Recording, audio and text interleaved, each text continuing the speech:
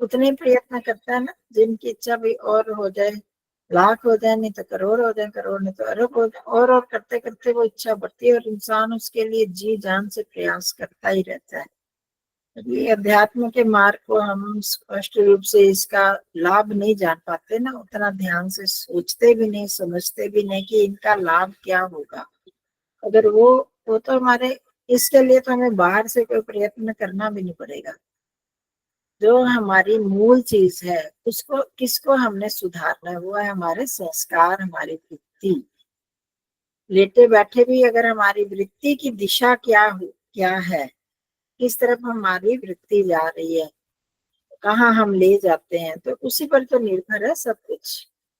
वो कितना आसान, उतना देखें तो बड़ा आसान है कि अगर उस पर हम सतर्क हो, सतर्क रहें, तो सिर्फ उस सतर्कता की बात है कि वृत्ति को हमने कहाँ ले जाना है। पर वही सतर्कता ही भूल जाती है, वही नहीं करते, तो उस दृष्टि से तो कुछ ज्यादा मुश्किल नहीं है। क्योंकि बाहरी प्रयत्न नहीं करने पर भी हम मानसिक रूप से ही प्रयत्न करेंगे तो भी हम बहुत जल्दी आगे बढ़ सकते हैं, बस उसकी आवश्यकता है। सतर्क रहें, ईश्वर करे हम सबको ऐसी सतर्कता मिलती रहे, हम सजग रहें, तो दोषों को दूर करने में सजग रहें, ज्ञान प्राप्त करने में सजग रहें, तो इससे दीदी मुझे एक बात लगती थी, जैसे स्वामी जी ने भी पढ़ाते हुए तो बताया था और आपने भी इस बात पे बहुत जोर दिया था कि हमें कर्मों की अपेक्षा संस्कारों पर ज्यादा देखना चाहिए कि प्रत्येक कर्म में हम संस्कार कैसे बना रहे हैं अपने, क्योंकि वही संस्कार ही हमें प्रेरित करेंगे आगे कर्मों पे। तो आपने भी इस बात पे बहुत जोर दिया था। मुझे वही बात अच्छे से पकड़ में, मतलब जैसे होता ना, बैठ गई। तो अभी चाहे हमारे अनंत काल के हैं, मतलब अनादि काल के संस्कार हैं, पर एक बारी जैसे मन में आ जाता है ना हमें संस्कारों को ज्यादा देखना है, तो गिनते रहते हैं, पर संस्कारों पे ज्यादा देखना है कर्मों की अपेक्षा।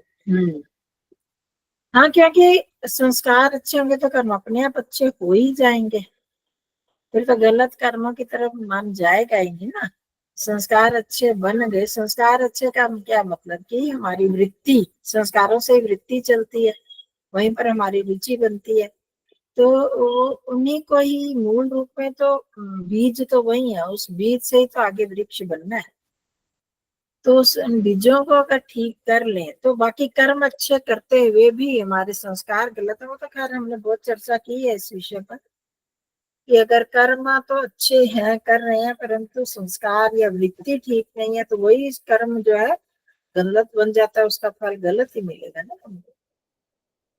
तो बहुत उदाहरण दिए हैं, हम ये कर रहे हैं, ध्यान कर रहे हैं, आप दूसरे को दिखाने के लिए कर रहे हैं, कोई देख रहा है कि कितना ध्यान करती है, कितनी अच्छी है, इस दृष्टि से कर रहे हैं, तो देख लो हमको क्या फल मिलने वाला है। वो तो नहीं मिलेगा, यश ही मिलेगा, वो दूसरी चीजों से भी मिल सकता है।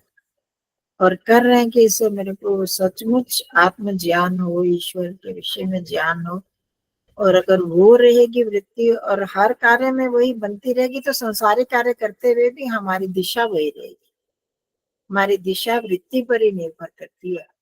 तो है तो यही महत्वपूर्ण चीज, तो यही है।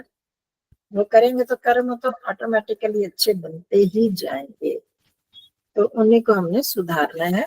तो आगे करते हैं इससे ही प्रेरणा लेते हुए कि हम कितना कर पा रहे हैं, और हमने जो निरीक्षण करना रोज इन्हीं बातों का ही करना है।